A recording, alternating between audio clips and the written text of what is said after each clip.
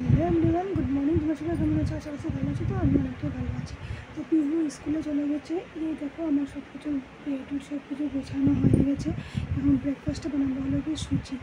তো যাই হোক, তোমরা আজকে কন্টিনিউ ব্লগটা দেখতে থাকো। তো আবার অল্প পরে আছে তোমাদের সঙ্গে, ঠিক আছে? সুজিটা বানানো ওইখানে আমার কমপ্লিট হয়ে গেল। এখন তোমাদের দাদাবার জন্য ওই যে নিয়ে যাব। তো চলো ওকে নিয়ে দিয়ে আসি। ওই যে এখন ওকে দিয়ে দিলাম চাটা। অনেকটাই মানে তোমার সাথে কোনো কথা হচ্ছে না। তো ঘর ঝাড়ু দিয়ে দিয়েছিল হলো গিয়ে মা, আর হলো গিয়া আমি মানে ঘরটা মুছে নিয়েছিলাম আর কি। ওই ফাঁক দিয়ে কাপড়গুলো ধুয়ে দিয়ে দিলাম। তখন আর কি রান্না প্রসেসিংয়ে লেগে যাবো। সরষেটা বেটে নিয়েছি। চলো সব কিছুই দেখাবো তোমার সাথে, তোমরা ভিডিওটা কন্টিনিউ দেখতে থাকো।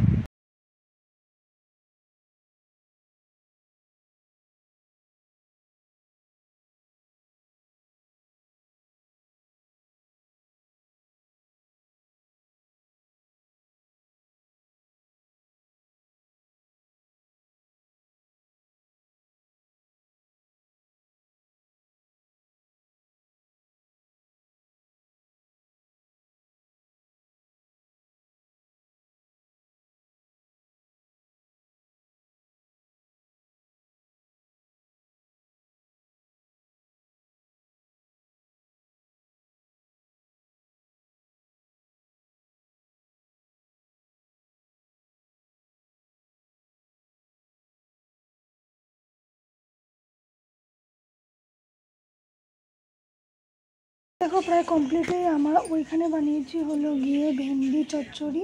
ওইদিকে ডালের বড়া কয়টা রেখেছিলাম আর কি। পাট পাতার বড়া, ওই সাইডে ডাল, আর ওইদিকে হলো গিয়ে ডালের বড়া দিয়ে আলু টমেটো দিয়ে তরকারি। কয়েকটা পাট পাতার বড়া হয়ে গেলে ব্যাস আমার কমপ্লিট রান্না।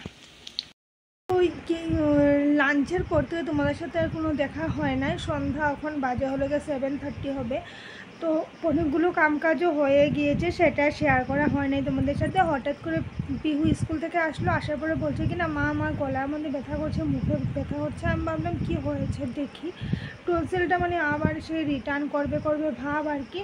মুখটা পুরো ফুলে গেছে, মুখের মানে ভেতরটা আর কি, বাইরেটা না, ভেতরটা ফুলে গেছে।